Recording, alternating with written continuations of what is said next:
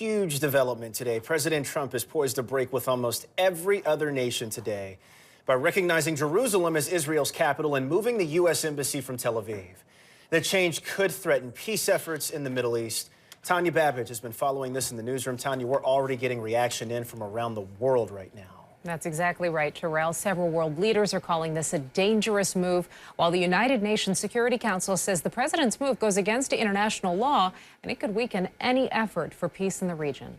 There is now an increased security risk for U.S. personnel serving in the sacred city of Jerusalem and for their families, too. This follows a controversial decision made in Washington. The U.S. president did inform our president of the intention to move the embassy. President Trump plans to declare Jerusalem the capital of Israel and to move the U.S. embassy there from Tel Aviv. The declaration has been on the books for decades, but has been waived by all previous American administrations until now.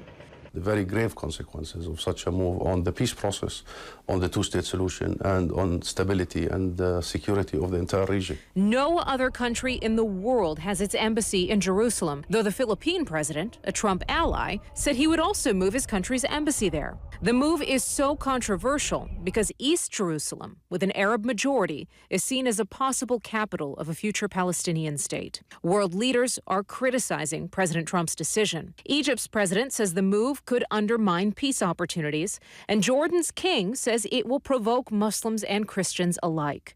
The Israeli government, on the other hand, says this. Jerusalem is a symbol for us. It's a symbol for the nation, our nation, for thousands of years.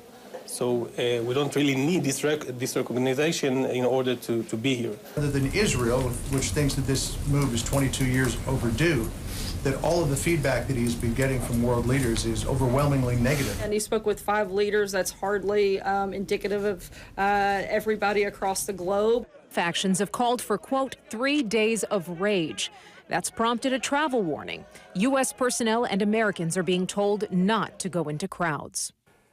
The White House says it does not want to preclude that possibility of a future Palestinian capital in Jerusalem, and construction of a new embassy will likely take years. Terrell, back to you. Yeah, a lot of people will be listening closely. Tanya, thank you so much. And you can listen as well. ABC News will have a special report when President Trump makes the announcement. It's scheduled to happen around noon today. You can also watch the president's remarks streamed live on abc7chicago.com.